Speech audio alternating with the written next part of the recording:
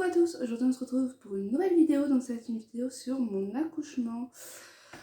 Donc faites pas attention à ma tête, je suis très fatiguée en ce moment, il y a ma première fille qui est malade et puis s'occuper de la deuxième et tout ça prend du temps. Donc du coup voilà, j'ai ma petite princesse dans mes bras, donc c'est normal que je regarde souvent en bas. Et voilà, je voulais vous faire une petite vidéo sur mon accouchement. Donc écoutez, c'est parti. Donc tout d'abord, mon terme pour accoucher était prévu le 29 décembre. Je suis en train de me tromper, j'ai failli dire le 30, mais non. Donc c'était prévu pour le 29 décembre, sauf que moi sur mon application de bébé que vous pouvez télécharger sur Play Store, ça me disait que mon accouchement était prévu pour le 18 décembre. Donc vous savez, il ne faut pas vraiment se fier à l'application, mais plutôt à votre sage-femme ou gynécologue, etc. Parce que voilà, ils savent plus que l'application, je pense. Donc voilà. Ce mois de décembre, du coup, je vais vous parler du mois de décembre. Je voulais vous faire une vidéo sur mon troisième trimestre, donc je pense pas que je vais le faire. Du coup, je pense que je vais plutôt vous raconter ici. En fait, ce troisième trimestre, écoutez, c'était très fatigant. C'est pour ça aussi que j'avais pas mis de vidéo. J'ai voulu filmer tout le mois de décembre, mais non, je me sentais pas capable. En fait, cette fin de grossesse, j'étais surtout déprimée parce que voilà, je voulais accoucher, je me sentais lourde, tout le temps fatiguée. Vous savez qu'on avait déjà un enfant, moi elle a 3 ans et demi, donc forcément ça demande du temps. Donc voilà, j'étais trop crevée, puis je suis toujours d'ailleurs, j'ai du mal à récupérer, vous allez me dire. Mais voilà, donc sinon, mis à part la fatigue, je mangeais aussi énormément. J'avais toujours envie de manger des religieuses au café. Je sais pas pourquoi j'avais cette envie folle. À chaque fois que je passais devant une boulangerie, il me fallait une religieuse. Donc voilà, mais bon, j'arrivais quand même à me tenir. Hein. J'allais pas en manger une à chaque fois. Donc voilà. Mais sinon, c'était mes envies. Et puis, écoutez, aussi envie de faire pipi. Hein, j'ai envie de vous dire, ça, c'est toutes les femmes enceintes qui y passent de toute façon. Donc, ouais, c'était vraiment horrible le pipi. Par contre, c'était tout le temps. Quand je me couchais la nuit, je me réveillais tout le temps, mais tout le temps pour ça. Donc, comment vous dire que c'était relou de se coucher sur les tout le temps pour le pipi. En plus, surtout, des fois, vous allez aux toilettes et vous faites 2-3 gouttes, quoi. Donc voilà. C'était pas top, mais bon, c'est ça la fin de grossesse, et puis on se sent lourde. Moi, j'avais mal en bas, en fait, j'avais même des pertes gluantes au niveau du vagin. Donc, c'est pas très glamour ce que je vous raconte, mais voilà, il faut dire ce qui est. Hein. De toute façon, c'est pas très très sexy tout ça. Donc, voilà, j'avais des pertes gluantes, à chaque fois je me disais, j'avais même des pertes liquides, je crois que c'était du liquide amniotique, mais non, parce que j'avais fait des tests, ma sage-femme me regardait et tout, donc non, c'était vraiment des pertes du vagin en fait, tout simplement, parce que ça travaille dans votre col, donc forcément vous perdez quelques pertes gluantes et puis même liquide des fois. Après voilà, si c'est que liquide, pas d'odeur et tout, là faut s'inquiéter. Hein. Mais bon voilà, sinon écoutez, cette fin de grossesse, mise à part la fatigue et mes envies de religieuse, c'est tout, il n'y a rien eu de particulier qui se passait. Hein. En fait, ma fille, elle avait dû bouger pendant... Parce qu'en fait, ma première qui est à l'école, elle avait une sortie à l'école et les parents pouvaient accompagner. Donc du coup, moi, j'étais y allée pour faire plaisir à ma fille. J'étais à la fin de ma grossesse. Hein. C'était même une sortie pour le Noël. C'était un spectacle de Noël. Donc j'étais y allée. Donc ça s'est très bien passé et tout. Je suis allée. Et en revenant chez moi, une grosse douleur au niveau du ventre. Donc je pense que ma fille, elle a dû bouger dans mon ventre en fait. Et elle poussait. En fait, elle est dans mon ventre, elle poussait comme l'extérieur, on va dire. Mais c'était une grosse bosse sur le côté droit en fait. Donc comment vous dire que je souffrais, mais en fait j'ai cru que c'était le jour J, mais non pas du tout. Ça me faisait trop mal. Du coup ce que j'ai fait, c'est que j'ai caressé fort au niveau de la bosse, là où il me faisait mal, pendant un bon moment. Et puis après elle a fini par bouger. Donc en fait c'est elle qui s'était mal mise et que ça me faisait mal.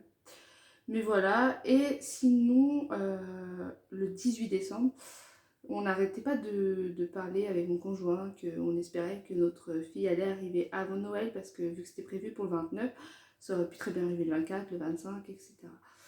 Et on s'est dit non, on ne veut pas passer un Noël à l'hôpital, on veut pas passer... Enfin moi je voulais pas passer aussi un Noël en étant enceinte avec mon gros ventre, rien faire, rien manger, etc. Enfin ce mois de décembre je déprimais énormément. Alors pourtant il y a le Noël, hein, c'est voilà, mais c'est surtout j'avais peur en fait de pas être avec mes enfants à Noël, de passer un Noël à l'hôpital tout simplement. Donc voilà, j'avais surtout peur de ça. Mais en fait, le 18, le jour où on en a parlé le plus et tout, et ben mon conjoint s'est couché vers 2h ou 2h30 du matin, ce 18 décembre, le soir. Et moi je dormais depuis un moment parce que je me couchais tôt en fait, mais avec plusieurs réveils. Voilà. Et donc du coup je crois que justement je m'étais réveillée vers 1h45 ou 2h lui dire viens au lit, machin quoi. Et puis vers 3h30, ben, j'ai perdu les os dans mon lit. Alors comment vous dire, moi j'avais rien mis en plus dans mon lit pour ça, parce que ben, je pensais pas que ça allait arriver maintenant. En fait c'est souvent quand on s'y attend le moins que ça arrive. Donc voilà, j'avais perdu les os. Alors ça fait trop bizarre cette sensation, parce que pour ma première j'avais perdu les os aux toilettes, mais c'était pas... C'était vraiment en fait... c'était la poche des os qui s'était percée, donc c'était vraiment un tout petit peu. Que là, non, c'était d'un coup, quoi. Donc ça surprend quand même. Vous vous sentez toute mouillée. Alors du coup, je réveille mon conjoint, je lui dis voilà, j'ai perdu les os. Puis c'est vrai qu'il avait un peu la tête dans les fesses.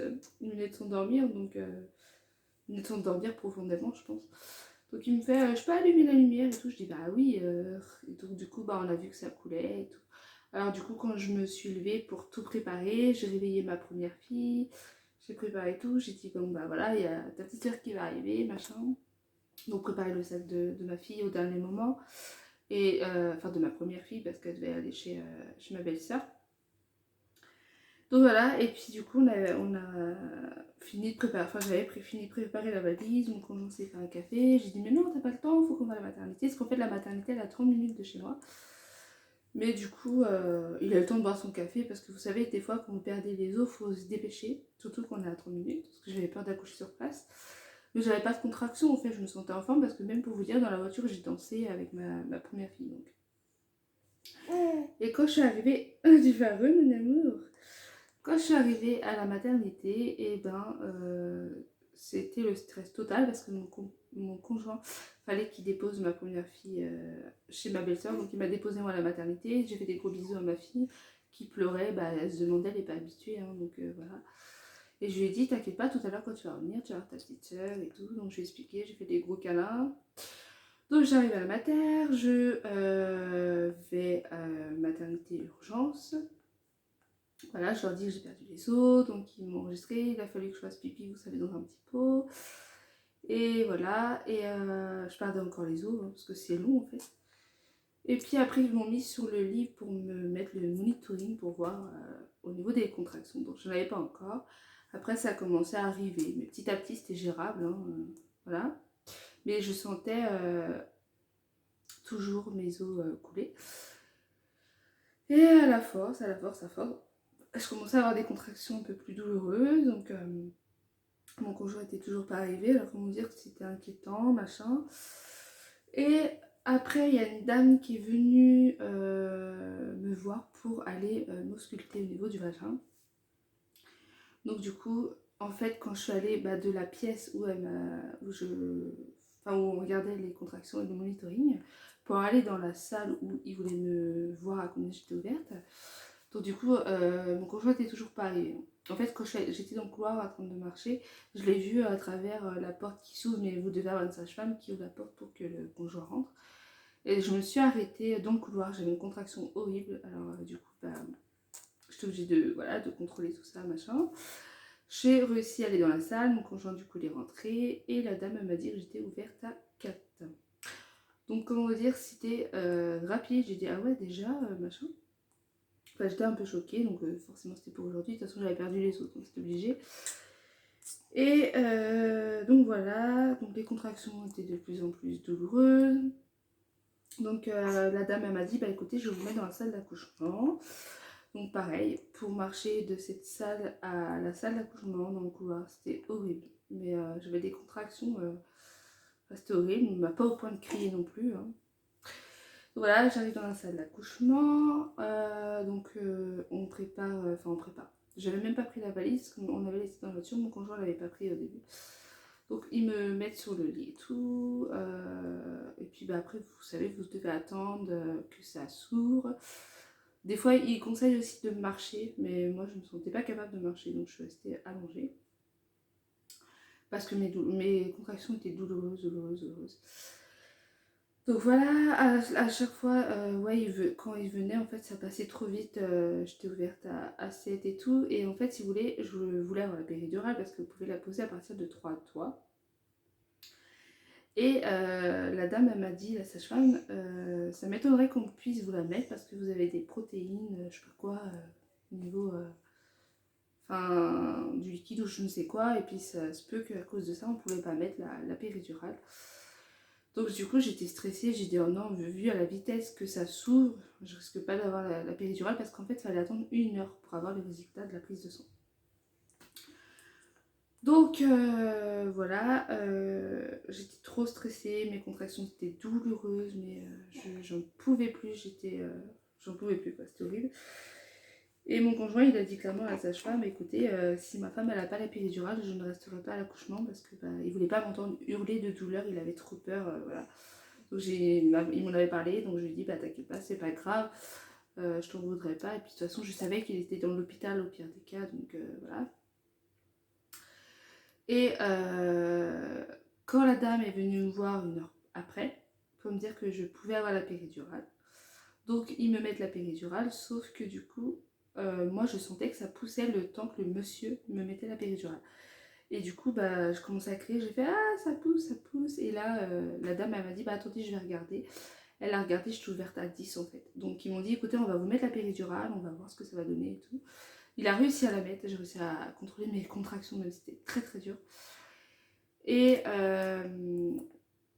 ça m'a fait du bien pour mes contractions, mais ça n'a pas duré longtemps en fait. Parce que après, bah, je me sentais shootée, je voulais dormir, mais en même temps j'étais ouverte à 10. Donc la dame elle m'a dit quand vous vous sentez prête de pousser, vous nous le dites, et puis voilà. Donc du coup après bah, je sentais en fait que ça poussait, que la péridurale ne faisait pas forcément effet. Donc du coup la sage-femme était venue et puis elle m'a dit bah écoutez moi j'ai fini ma journée donc j'ai une sage-femme qui va venir vous faire l'accouchement. Donc après j'avais ressonné justement parce que je sentais que ça poussait, donc elle est venue, enfin, ils étaient 2 à venir. Et puis bon voilà, ils se sont préparés, et puis là ils m'ont dit bah écoutez dès que vous avez une contraction, vous poussez. Et c'est vrai que moi, ma première, je ne sentais pas mes contractions parce que j'ai abusé de la péridurale. Que là, le monsieur ne m'a pas laissé le choix, il m'a mis une dose et basta quoi. Donc du coup, je sentais mes contractions arriver encore. Donc du coup, bah, j'ai poussé. Et comment vous dire que j'ai tout senti, c'était horrible. Ce qui est bien en fait avec la péridurale, quand c'est trop tard de la mettre ou si vous vous en mettez pas, et ben après l'accouchement vous vous sentez genre trop en forme, vous vous sentez capable de vous occuper de votre enfant, de vous relever direct après. Que moi avec ma première j'ai tellement abusé de la péridurale que j'ai même fait un malaise quand je me suis levée et tout. Enfin c'était horrible hein, donc pour vous dire. Donc voilà, que là du coup bah, j'ai pu bien m'occuper de mon bébé, me lever pour aller faire mon petit pipi parce que vous savez ils aiment bien vous allez aux toilettes pour voir et tout. Moi avec ma première c'était à eux de m'aider pour uriner, que là je vais aussi à faire toute seule, donc génial. Donc voilà, donc après ma fille bien sûr, quand j'ai poussé, ma fille est née, donc j'ai tout senti, mon conjoint du coup il était rentré hein, après la péridurale. Et puis il m'a aidé du coup parce qu'il me tenait la tête, donc c'était pratique. Et puis moi je tenais mes jambes, donc du coup voilà. Ça a duré un petit moment quand même quand je poussais. Je me rappelle que ma première, je poussais en... Allez, même pas 10 minutes, c'était là que ça a duré plus longtemps. Je sentais en fait, donc j'avais peur je pense. Mais je poussais, et puis au bout d'un moment, de toute façon elle arrivait. Hein. Donc voilà, j'étais super contente, émue, etc. Puis après j'avais trop hâte parce que du coup j'ai accouché à 8h46 et je suis arrivée à la maternité vers 3h30, 4h. Donc c'était vraiment rapide. que pour ma première. Je suis arrivée à la maternité vers 8h30 du matin, j'ai accouché à 18h10 le soir. Donc, comme quoi, chaque grossesse est différente. Mais du coup, désolée si je regarde là, je sais pas pourquoi je regarde là d'ailleurs. Mais du coup, voilà, donc la pépette elle est arrivée, elle a fait 3 kg 490, donc moins lourde que sa sœur. Et elle faisait 50 cm, donc ils l'ont mesuré le lendemain. Et sa sœur faisait 51 cm.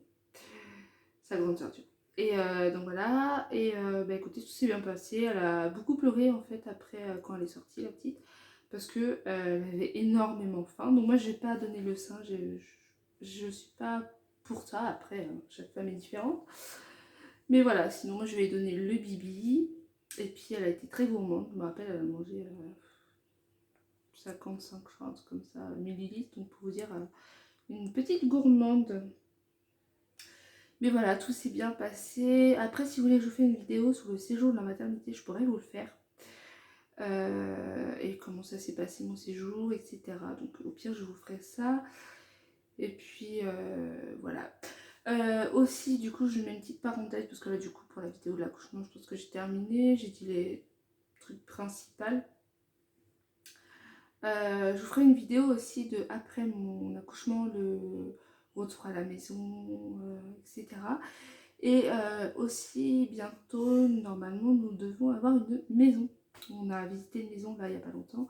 Donc elle nous convient, enfin elle nous plaît et tout. Donc on doit juste envoyer un document, un papier, ce qui manque un papier. Et puis si c'est bon, après, bah écoutez, le déménagement se fera à suivre peut-être au mois de mars, je pense. Mais au pire des cas, de toute façon, je vais vous faire des vlogs parce que j'ai envie en fait de garder aussi ce souvenir. Donc je vais essayer. Donc voilà. Donc écoutez, je vais vous montrer ma pépette un petit peu. J'ai pas forcément envie de mettre trop mes enfants sur YouTube, mais vraiment un petit peu, voilà, de temps en temps. Alors, voilà ma petite princesse. Donc là, elle a fait le bain. T'as fait le bain? Bah oui, mon gars. Donc là, c'est bientôt l'heure du bibi, de toute façon. Ça va, t'as laissé maman faire la vidéo? Bah oui, mon gars. Tu bailles. Donc voilà, ma petite pépette. Donc là, sa soeur, elle est à la sieste, elle fait dodo. Mais en ce moment, elle est malade, sa soeur. Donc du coup, c'est pas évident. C'est pour ça que je suis fatiguée et c'est pour ça que ma tête est comme ça. Surtout, j'avais la flemme de maquiller. Donc voilà, bah écoutez, je vous dis à très bientôt. N'hésitez pas à vous abonner et à partager mes vidéos, ça me ferait plaisir. Et puis voilà, je vous dis à très bientôt. Bye!